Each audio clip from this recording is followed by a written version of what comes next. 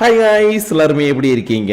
இன்னைக்கு நம்ம revolution part timer season 2 ஓடிய எபிசோட் 8 பார்க்க போறோம். அதனால இதுக்கு முன்னாடி இருக்கக்கூடிய எபிசோட் யாராவது மிஸ் பண்ணிட்டு வந்திருந்தீங்கன்னா கீழ டிஸ்கிரிப்ஷன்ல லிங்க் இருக்குது. அதை யூஸ் பண்ணி போய் ஒன்ஸ் பார்த்து வந்துருங்க. அப்பதான் இந்த எபிசோட்ல இருக்கக்கூடிய ஸ்டோரியை உங்களால கொஞ்சம் புரிஞ்சுக்க முடியும். அதனால பார்க்காதவங்க போய் பார்த்துட்டு வந்துருங்க. அப்புறம் அப்படியே ஆல்ரெடி பார்த்தவங்க நம்ம சேனலுக்கு இன்னும் சப்ஸ்கிரைப் பண்ணலனா ஒரு பிரச்சனை கிடையாது. எப்பயும் போல இந்த வீடியோ ஃபுல்லா பார்த்து முடிச்சிட்டு நம்ம சேனல்ல இருக்கக்கூடிய மத்த வீடியோ எல்லாத்தையும் ஒரு தடவை செக் பண்ணி பாருங்க. அப்போ உங்களுக்கு பிடிச்சிருந்தா மட்டும் சப்ஸ்கிரைப் பண்ணி பெல் ஐகானை ஆல்ல வச்சுக்கோங்க. அது கூட சேர்த்து சோஷியல் மீடியாவை ஃபாலோ பண்ணாதவங்களுக்கு டிஸ்கிரிப்ஷன்ல லிங்க் இருக்குது. அதை யூஸ் பண்ணி ஃபாலோ பண்ற மாதிரி இருந்தாலும் ஃபாலோ பண்ணிக்கோங்க. ஏன்னா இப்போ நீங்க பாத்துக்கிட்டு இருக்கிறது இன்ஃபினிட்டி அனிமேஷன் சேனல். வாங்க டைம் வேஸ்ட் பண்ணாம இந்த எபிசோடுக்குள்ள போயிடலாம். சோ இந்த எபிசோட் ஓபன் பண்ணதும் சீகாவோட அப்பா போலீஸ்கார் இருக்காரு இல்லையா, அவங்க ரெண்டு பேரும் ஜாலியா உட்கார்ந்துகிட்டு ஸ்நாக்ஸ் எல்லாம் சாப்பிட்டுட்டு இருக்காங்க. ஆனா இன்னைக்குன்னு பார்த்து சீகாவோட அப்பா இவகிட்ட ரொம்பவே சந்தோஷமா சாப்பிட்டுக்கிட்டு இதோட டேஸ்ட் வேற மாதிரி இருக்குமான்னு ஜாலியா பேசிக்கிட்டு இருக்காரு. ஏன்னா இவர் போலீஸா இருக்கிறதுனால 24/7 எப்பயுமே ஒர்க்ல தான் இருந்தாகணும். ஏதாவது கொஞ்ச நேரம் அப்படி டைம் கிடைக்கும் போது மட்டும் தான் தன்னுடைய ஃபேமிலி கூட ஸ்பெண்ட் பண்ணுவாரு. ஆனா இதுக்கும் உலைய வைக்கிற மாதிரி இவருடைய தம்பி டக்கு போனை பண்ணவும், என்ன பாச்சு ஏன் என்ன இந்த நேரத்துல போன் பண்ணிருக்குன்னு கேட்க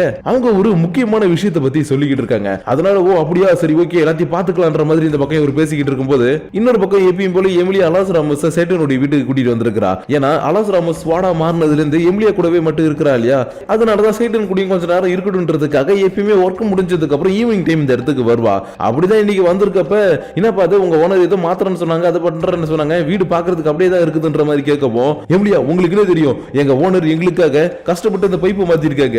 ஏன்னா இதுக்கு முன்னாடி இருந்த பைப்புல இருந்து சொட்டு சொட்டா தண்ணி வந்துகிட்டே இருக்கும், நேரத்துல தூங்கவே முடியாது. ஆனா இப்ப இதை மாத்தினதுக்கு அப்புறம் எங்களுக்கு நிம்மதியான ஒரு தூக்கம் கிடைக்குதுன்னு பெருசா இந்த வீட்டுல எந்த ஒரு சேஞ்சஸும் பண்ணலனாலும் இந்த பைப்பை சேஞ்ச் பண்ணதை நினைச்சு சந்தோஷப்பட்டு இருக்கும்போது கரெக்டா வெளியில காலிங் பில் அடிக்குது. யாரான்னு பார்த்தா சீகோ தான். ஆனா இப்ப இவங்க வந்திருக்கிறது இவங்க கிட்ட பேசிக்கிட்டு கொஞ்ச நேரம் டைம் ஸ்பெண்ட் பண்றதுக்கு இல்ல, ஒரு முக்கியமான விஷயத்துக்கு ஹெல்ப் கேட்கறதுக்காக. ஏன்னா இன்னமும் சைடனுடைய கடை திறக்கவே இல்லை. அதனால சரி ஓகே இப்ப நீங்க சும்மா தானே இருக்கீங்க, முடிஞ்ச எனக்கு கொஞ்சம் ஹெல்ப் பண்ணுங்களேன்னு இவங்கள்ட்ட வந்து ஹெல்ப் கேட்கவும் மறுநாளே லூசிபருக்கு வாந்தியா வந்துகிட்டு இருக்குது. என்னன்னு பார்த்தா சீகோ இவங்க 3 பேரையும் தன்னுடைய சொந்த ஊருக்கு கூட்டிட்டு போயிட்டு இருக்கா. அதனாலதான் எனக்கு கார்ல வரதா செட் ஆகாதடா நீ வாந்தி எடுத்துக்கிட்டு இருக்கும்போது சீகோ ஓடி அம்மாவும் கவலைப்படாதப்பா, இன்னும் கொஞ்சம் தூரம் தான் நம்ம இடத்துக்கு போயிட்டோம்னா அதுக்கப்புறம் உனக்கு எந்த ஒரு பிரச்சனையும் கிடையாதுன்ற மாதிரி சொல்லிட்டு இருக்காங்க. இருந்தாலும் எதுக்கு இவங்களை கூட்டிட்டு போயிட்டு இருக்காங்க, இவங்க என்ன ஹெல்ப் பண்ண போறாங்கன்னு கேட்டீங்கன்னா வயல்ல அறுவடை பண்றதுக்கு தான் ஹெல்ப் பண்ண போறாங்க. ஏன்னா என்னதான் கிராமத்துல இருக்கக்கூடியவங்க வயல்லாம் வச்சு நிறைய விவசாயம் பண்ணாலும் அங்க இருக்கக்கூடிய இளைஞர்களா இருந்தாலும் சரி ஊர் மக்களா இருந்தாலும் சரி பெருசா விவசாயத்து மேல இப்ப இன்ட்ரெஸ்டே காட்டுறது கிடையாது. அதனாலதான் சீகோடி அங்கிள் கால் பண்ணி எங்களுக்கு அறுவடை பண்றதுக்கு ஆள் வேணும், உங்களால முடிஞ்சதுன்னா வீட்டுக்கு வாங்கன்னு சொல்லியிருப்பாரு. ஆனா சீகோடி அப்பாவால நினைச்ச உடனே லீவ் போட்டுட்டு வர முடியாது. ஏன்னா அவர் போலீஸ் ஒர்க் பண்ணிட்டு இருக்காரு இல்லையா, அதனாலதான் என்ன பண்றதுன்னு யோசிக்கும் போது தான் சீகோ நான் பாத்துக்கிறேன்னு சொல்லிட்டு இவங்க 3 பேரும் ஹெல்ப் கூட்டிட்டு வந்துட்டா.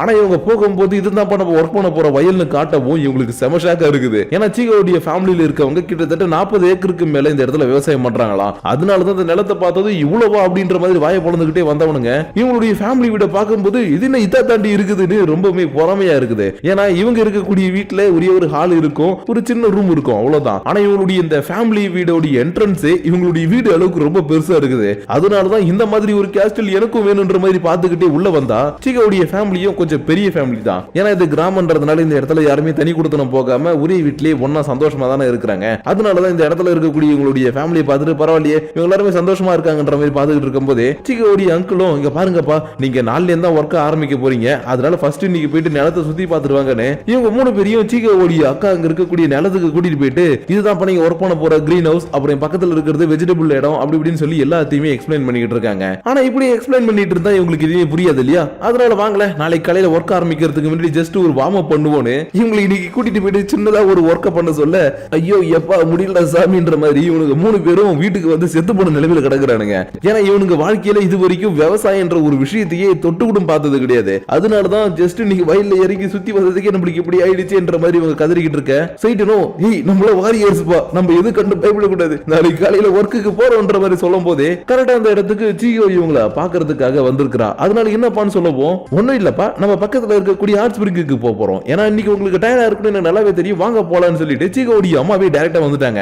ஏன்னா இங்க இருக்கக்கூடிய ஹாட் ஸ்பிரிங்ன்றது ரொம்பவே ஃபேமஸான ஒரு ஹாட் ஸ்பிரிங்கா. அதனாலதான் எங்க கிராமத்துக்கு வந்துட்டு அங்க போகாம இருந்தா தப்பாயிடும், வாங்க ஒரு தடவை போயிட்டு வந்துடலான்னு இவங்க 3 பேரையும் இந்த ஹாட் ஸ்பிரிங்குக்கு கூட்டிட்டு வர சடனா இந்த இடத்துல சீகோவை யாரோ ஒருத்தவங்க பின்பக்கத்துல இருந்து வந்து பிடிக்கிறாங்க. அது மட்டும் இல்லாம அக்கா அக்கான்னு சொல்றாங்க. யாருன்னு திரும்பி பார்த்தா அலாஸ் ராமோஸ். இருந்தாலும் இவ சிட்டில எமிலியா கூட தானே இருந்தா, எப்படி இந்த இடத்துக்கு வந்தாடான்னு பார்த்தா எமிலியாவும் சூசனவும் இந்த ஹாட் ஸ்பிரிங்குக்கு எதிர்ச்சியா வந்திருக்காங்க.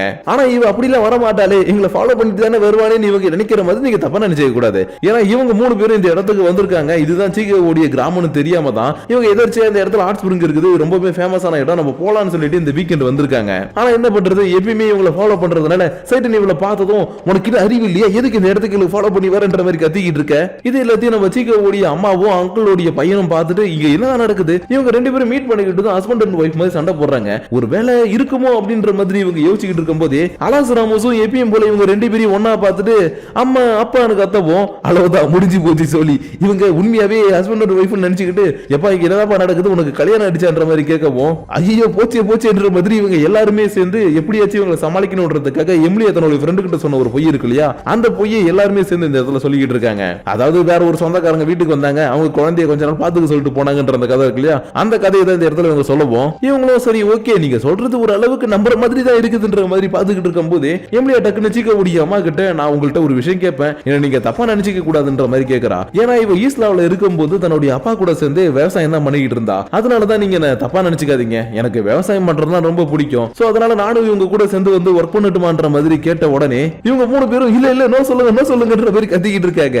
ஏன்னா எம்லியா அந்த இடத்துக்கு வந்தாலே இவங்களுக்கு ஏதாவது சின்னதா பிரச்சனை கொடுப்பா, அப்படி இல்லனா இவங்களை எப்பயுமே நோட்டம் வருன்ற பேர்ல ஏதாவது பண்ணிக்கிட்டு இருப்பா இல்லையா, அதனாலதான் இவங்க மூணு பேர் வேணான்ற மாதிரி கத்திக்கிட்டு இருந்தாலும் எம்லியாவுடைய அம்மாவும் கசின் பிரதரும் இப்போதைக்கு எங்களுக்கு ஆள் கிடைச்சா போதும் இவளை வர சொல்லிட்டாங்க. ஆனா இதுல இன்னொரு விஷயம் என்னன்னா எம்லியா மட்டும் தனியா போறது கிடையாது, சூசனவும் கூடவே கூட்டிட்டு போக போறா. அதனால இன்னைக்கு நைட் தூங்க போறதுக்கு முன்னாடி சூசனோ கிட்ட வந்துட்டு சாரிப்பா உனக்கு கேட்காமலே நான் உன்னை கூட்டிட்டு வரேன்னு சொல்லிட்டேன், சோ உனக்கு விவசாயம் பண்றதுல எந்த பிரச்சனை இல்லைன்ற மாதிரி கேட்க எனக்கு அதெல்லாம் பிரச்சனை கிடையாதுப்பா, உனக்கு எப்படி விவசாயம் பண்றது ரொம்ப பிடிக்குமோ அதே மாதிரி எனக்கும் பிடிக்கும்ன்ற மாதிரி சொல்லிக்கிட்டு இருக்கும் போதே இன்னொரு பக்கம் இருக்கக்கூடிய சைட்டன் மட்டும் எனக்கு இது சுத்தமா பிடிக்கல அப்படின்ற மாதிரி வருத்தப்பட்டுக்கிட்டு இருக்கிறான். ஏன்னா ஆல்ரெடி நான் தான் சொன்னேன் இல்லையா, இவனுங்க டீமன் லாடா இருந்தாலும் சரி எவ்வளவு பெரிய ஆளா இருந்தாலும் சரி விவசாயன்ற ஒரு விஷயமே இவனுக்கு சுத்தமா தெரியாது. அதனாலதான் இப்படி தெரியாத ஒரு வேலையில வந்து மாட்டிக்கிட்டோமே என்ற மாதிரி இவன் ஃபீல் பண்ணிக்கிட்டு இருக்கும் போது கரெக்டா சீக்கோ இந்த இடத்துக்கு வந்து உங்க கூட கொஞ்சம் நேரம் பேசணும் வரீங்களா, வெளியில போய் பேசலான்ற மாதிரி கூப்பிட இவனும் அதுக்கு நான் தாராளமா பேசலாம்னு வந்து கதை திறக்கிறான். பட் கதை திறக்க முடியல, இல்லடான்னு பார்த்தா சீக்கோ இன்னைக்கு கேஷுவலா ட்ரெஸ் போட்டுருக்கலாம், அதனாலதான் சைடு இருக்க முடியும் போறதுக்கு கொஞ்சம் ஷையா இருக்குன்னு ஒரே செகண்ட் இருங்க கதவை பிடிச்சிக்கிட்டு இருந்தவன்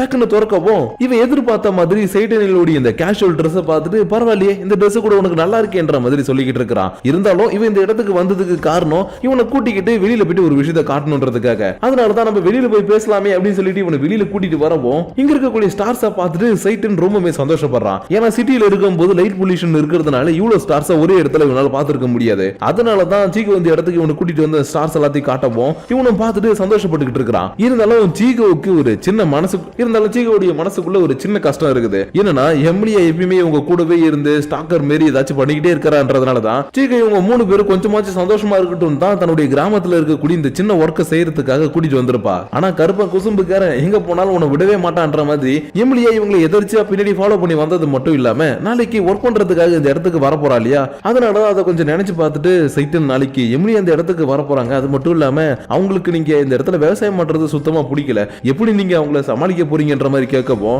அவளை சமாளிக்கிறதுலாம் ஒரு மேட்டர் கிடையாது, இருந்தாலும் அவ கோவப்படுறது நியாயமானதுதான்ப்பா. ஏன்னா நான் ஈஸ்லாவில் டீமன் லாடா இருக்கும்போது அவங்களுடைய வயல் கிராமம் எல்லாத்தையுமே நான் அழிச்சிருக்கிறேன், அதனால நான் விவசாயம் பண்றது தெரிஞ்சுக்கிட்டு அவ கோவப்படுறது எல்லாமே நியாயமான விஷயம் தான்ப்பா. சொல்ல போனா உப்பு தின்னவன் தண்ணி குடிச்சு தானே ஆகணும், அந்த மாதிரி என்னுடைய பாஸ்ட்ல பண்ண சில தப்புகளுக்காக நாளைக்கு நான் தண்டனை அனுபவிக்க போறேன், ஆனா இந்த தண்டனை எனக்கு ரொம்பவே பிடிச்சிருக்குதுன்ற மாதிரி சொல்லவும் சீக்கவும் கொஞ்சம் சந்தோஷத்தோட சைட்டன் எனக்கு இதுதான் உங்ககிட்ட ரொம்ப பிடிச்சிருக்குது, ஏன்னா எந்த ஒரு கஷ்டமான சூழ்நிலையா இருந்தாலும் சரி அதை சந்தோஷமா ஏத்துக்கிறீங்க பாத்தீங்களா, அதனாலதான் உங்களை எனக்கு ரொம்ப பிடிச்சிருக்குதுன்ற மாதிரி பேசிக்கிட்டே அவன் கூட திரும்பவும் நடந்துட்டு வீட்டுக்கு கிளம்ப ஆரம்பிக்க இவங்களை ஏதோ ஒரு பெரிய உருவம் ஒண்ணு ஃபாலோ பண்ணுது. பாக்குறதுக்கு அப்படியே ஏதோ டீமன் மாதிரி தான் இருக்குது, இருந்தாலும் இது என்னன்றத நம்ம அப்புறம் பார்ப்போம். ஏன்னா இவங்க அதுக்குள்ள வீட்டுக்கு வந்து ரெஸ்ட் எடுத்துட்டாங்க. இருந்தாலும் சைட்டன் படுத்து தூங்கி ஒரு காம நேரம் தான் ஆன மாதிரி இருக்குது. அதுக்குள்ள எம்லியா வந்து எழுதுடா டைம் ஆயிடுச்சு சீக்கிரம் விவசாய நிலத்துக்கு போகணும்ன்ற மாதிரி கத்திக்கிட்டு இருக்கிறா. இதனால சைட்டனும் எம்லியா உனக்கு இன்னும் மணி 4 தான் ஆகுது, அதுக்குள்ள ஏன் இப்படி கத்துறன்ற மாதிரி கேட்க அட முட்டா பையிலே ஒரு தடவை விவசாயம் பண்ணி இதெல்லாம் உனக்கு தெரியும், சம்மர் டேஸ்ல காலங்காத்தால இருந்து வேலைக்கு போவாங்க,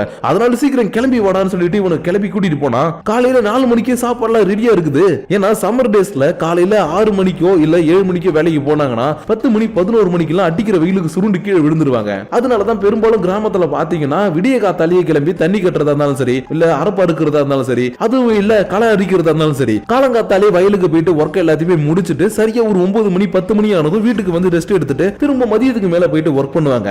அந்த மாதிரி தான் இவங்க எல்லாருமே காலையிலேயே சூசனவும் பாட்டிமாவும் சேர்ந்து சமைச்ச சாப்பாடு எல்லாத்தையுமே சாப்பிட்டு முடிச்சுட்டு வயலுக்கு போனா இங்க இருக்கக்கூடிய எல்லாருமே 2 பேரா பிரிச்சு நீங்க அந்த வேலையை பாருங்க இந்த வேலையை பாருங்கன்னு டீமா பிரிச்சு தனித்தனியா வேலைக்கு அனுப்பவும் யாரு கூட சைட்டன் போவே கூடாதுன்னு நினைச்சுக்கிட்டு இருந்தானோ அவ கூட தான் வேலைக்கு வந்திருக்கிறா. அதாவது நம்ம எம்லியா கூட வேலைக்கு வந்துட்டா. அதனால இவ கூட உட்காந்துட்டு கத்திரிக்காவை கட் பண்ணிக்கிட்டு இருக்கும்போது இவன் கொஞ்சம் ஆக்வர்டா ஃபீல் பண்ணவும், ஏய் சைட்டன், எதுக்கு இப்படி மூஞ்ச தொங்கன மாதிரி வச்சிருக்கிற? நீ விவசாயம் பண்றது எனக்கு பிடிக்கலதான், இருந்தாலும் இந்த இடத்துக்கு நீ ஒர்க் பண்றதுக்காக வந்திருக்கிற, அதனால ஒழுங்கா வேலையை பாரு, நம்ம பிரச்சனையை அப்புறம் பாத்துக்கலாம்னு சொல்லிட்டு இவ கேஷுவலா பேசவும், ஹே என்னப்பா நான் அவ்வளவு பண்ணிருந்தோம் எமல இப்படி கேஷுவலா பேசுறியே? ஆமா, விவசாயம்ன்றது இன்னொருத்தனுக்கு சோறு போடுற ஒரு தொழில், அதனால இந்த தொழில வேலை செய்யும் போது முகத்தை சோகமாலாம் வச்சுட்டு வேலை செய்யக்கூடாது, சந்தோஷமா வேலை செஞ்சு முடிக்கணும், அதுக்கப்புறமேட்டு தான் நம்ம பிரச்சனை எல்லாத்தையும் பார்க்கணும்னு இந்த இடத்துல சந்தோஷமா வேலையை பாடுறான்ற மாதிரி சொல்லிக்கிட்டு இருக்க, இன்னொரு பக்கம் சீயோடைய அம்மா தன்னுடைய அப்பாவுக்கு சமைச்சு கொடுக்கணுன்றதுக்காக வீட்டுக்கு கிளம்பிட்டு இருக்காங்க. ஏன்னா அவர் மட்டும் தனியா போலீஸ் ஸ்டேஷன்ல ஒர்க் பண்ணிக்கிட்டு தனியா இருக்காரு இல்லையா, அதனாலதான் நான் வீட்டுக்கு போறேன்ப்பா, அப்பா தனியா இருப்பாரு, நீ இந்த இடத்துல இருந்து குழந்தையும் மத்தவங்களையும் பத்திரமா பார்த்துக்கோ, நான் 2 நாள்ல வந்து உன்னை கூட்டிட்டு போறேன்னு சொல்லிட்டு இவங்க இந்த இடத்துல கிளம்பி போக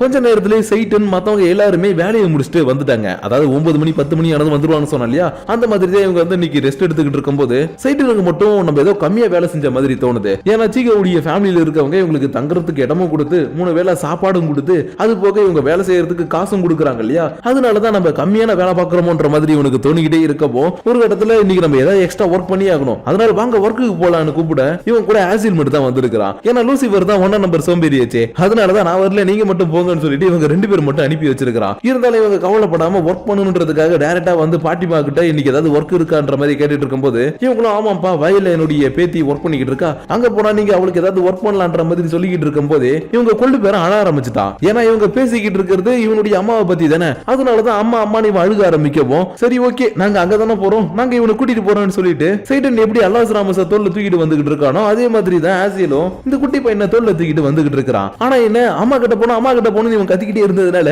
ஆசியலுடைய ஹேர் ஸ்டைலே கொஞ்சம் வித்தியாசமா மாறிடுச்சு. இருந்தாலும் இவங்க இவ்வளவு தூரம் இவனை தூக்கிட்டு வந்துட்டாங்க இல்லையா, அதனால சரி ஓகேப்பா நானும் எம்லியாவும் குழந்தைய கூட்டிக்கிட்டு வீட்டுக்கு கிளம்புறோம், நீங்க இங்க இருக்கக்கூடிய சின்ன சின்ன ஒர்க்கை முடிச்சுட்டு கொஞ்ச நேரம் கழிச்சு வந்துருங்கன்ற மாதிரி சொல்லிக்கிட்டு இருக்கும் போது சடனா இவங்க கீழே உட்காருங்கன்னு பதறி போய் இவங்க எல்லாமே கீழே உட்கார சொல்றாங்க. ஏன்னா நேற்றுக்கு நைட்டு சைட்டுனா ஏதோ ஒரு உருவம் துரத்திக்கிட்டு இருந்தது இல்லையா, அந்த உருவம் இங்கதான் இருக்குது. ஆனா அந்த உருவம் டீமன் எல்லாம் கிடையாது, ஜஸ்ட் இங்க இருக்கக்கூடிய ஒரு பெரிய கரடி, அதுவும் பசியில சுத்திக்கிட்டு இருக்கக்கூடிய ஒரு கொடூரமான ஒரு கரடி. இன்னும் சொல்ல போனோம்னா இந்த கரடி அடிக்கடி இந்த மாதிரி வயலுக்குள்ள வந்து அட்டகாசம் பண்ணுதுன்றதுனாலதான் இந்த இடத்துக்கு அதிகமா ஒர்க் பண்றதுக்கு யாருமே வரவும் மாட்டாங்களா, அதனால கொஞ்சம் அமைதியா இருங்க, இந்த கரடி போனதுக்கு அப்புறம் நம்ம போயிடலான்ற மாதிரி இவங்க சொல்லிக்கிட்டு இருக்கும் போது இவங்க பையன் மட்டும் நான் அதெல்லாம் கேட்க மாட்டேன் அழுவேன்ற மாதிரி கையாமையான்னு அழுக ஆரம்பிக்கவும் முன்னாடி நிக்கக்கூடிய அந்த கரடி இந்த சத்தத்தை எல்லாத்தையும் கேட்டுட்டு பசியில இருந்தவனுக்கு பாயாசம் கிடைச்சிருச்சுன்ற மாதிரி கத்த ஆரம்பிக்க அப்படியே இந்த இடத்துல இந்த எபிசோட முடிச்சிட்டாங்க. சோ கைஸ் இன்னைக்கு நம்ம பார்த்த இந்த எபிசோட்ல பெருசா ஒன்னும் ஸ்டோரி இல்லனாலும் சமுதாயத்துக்கு தேவையான நிறைய கருத்துக்களை உள்ள அங்கங்க வச்சிருந்தாங்க. ஆனா அந்த கருத்து எல்லாமே சிம்பிளா ஒன்லைனர் தான் இருந்திருக்கும்.